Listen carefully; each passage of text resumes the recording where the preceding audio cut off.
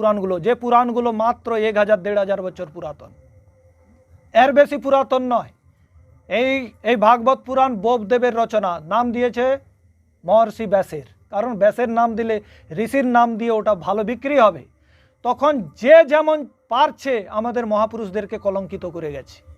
এমন একটা সময় এসেছে যখন বেদের পঠন পাঠন লুপ্ত হয়ে যায়, আজ থেকে প্রায় 1500-2000 বছর আগে।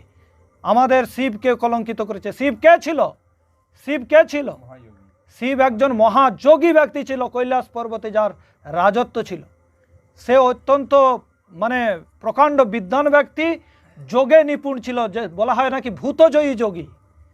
কোন ব্যক্তি কি মানসিকতা নিয়ে আসছে সে এখানে বসে বসে জানতে পেরে যেত।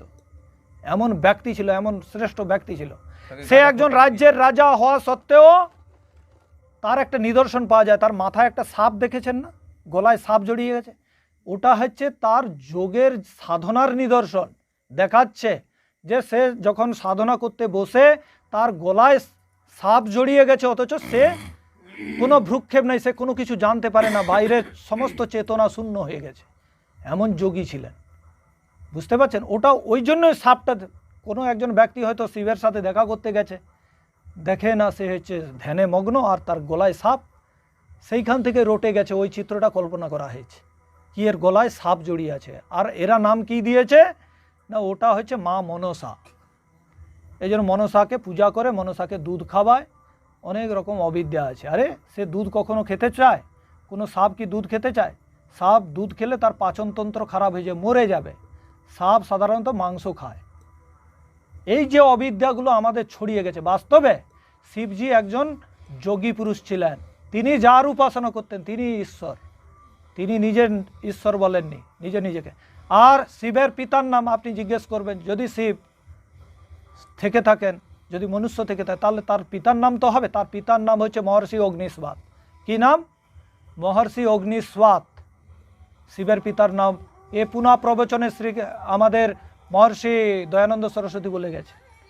তাহলে কোনো অন্ধবিশ্বাস রাখবেন না। এই শিব, এই যে নামগুলো, শিবজির নাম বলুন, আমাদের শ্রীকৃষ্ণের নাম বলুন, এর নাম কিন্তু বেদেও আছে।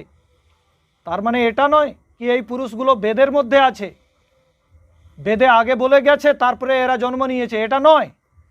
দেখুন, পুত্র কখনো বাপের জন্ম জানতে পারে না, কি পারে? পুত্র তো পরে এসেছে।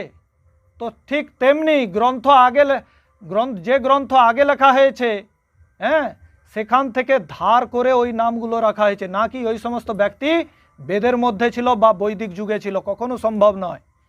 বেদের মধ্যে কবির নামও আছে, আর কবিরপন্থী ভাবছে কি আমার এই কবির সাক্ষাৎ পরমাত্মা, কারণ বেদের মধ্যে নাম এসেছে, বুঝলেন তো? ঈশা নাম এসেছে, তো ঈশা মসিহকে যারা মানে, ঈশা ভাষ্যমিদম সর্বম, সেই মন্ত্রটি যজুর্বেদের প্রথম 40 অধ্যায়ের প্রথম মন্ত্র, ঈশা ভাষ্যমিদম সর্বম, সেখানে ঈশা মানে ঐশ্বর্যবালা ঈশ্বর, তাকে ঈশা বলা হয়েছে। আর এরা ভাবছে কি আমার ঈশা মসিহের নাম আছে বেদের মধ্যে, তার মানে ঈশা মসিহ হচ্ছে প্রথম পুরুষ যার নাম বেদে আছে, এইরকম ভাবছে। কৃষ্ণের নামও আছে, কৃষ্ণেন রজসা, হ্যাঁ, তো তার মানে রামের নামও আছে। এ নামগুলো বেদ থেকে নিয়ে রাখা হয়েছে। আচ্ছা, আপনার বাড়িতে কোনো একটা পুত্র জন্ম নিল, তার নাম আপনি আদরের সহিত রেখে দিলেন বিষ্ণু, তাহলে এই বিষ্ণু কি সেই বেদের বিষ্ণু? বিষ্ণু তো বেদেও আছে, তৎ বিষ্ণু পরমম পদম সদা পশ্যন্তি সূরয়। এই ভুল কখনো করবেন না, বোধহয় এই বিষ্ণু সেই বিষ্ণু, ভুল। তেমনি দেবকী বাসুদেবের গর্ভে জন্ম নিয়েছে একটা সন্তান, তার নাম রেখে দিয়েছে কৃষ্ণ, তা বলে এই কৃষ্ণ সেই কৃষ্ণ নয়। বেদে যে কৃষ্ণ সেটা নিরাকার কৃষ্ণ, ঈশ্বরের গুণবাচী নাম। তাহলে আমি বোধহয় বুঝাতে পারলাম এই বিষয়টা নিয়ে। বাস্তবে এই নামগুলো বেদ থেকে নিয়ে আমাদের রাখা হয়েছে। বাস্তবে এই ঐতিহাসিক পুরুষ বেদে নেই, ঐতিহাসিক পুরুষদের নাম বেদে নেই।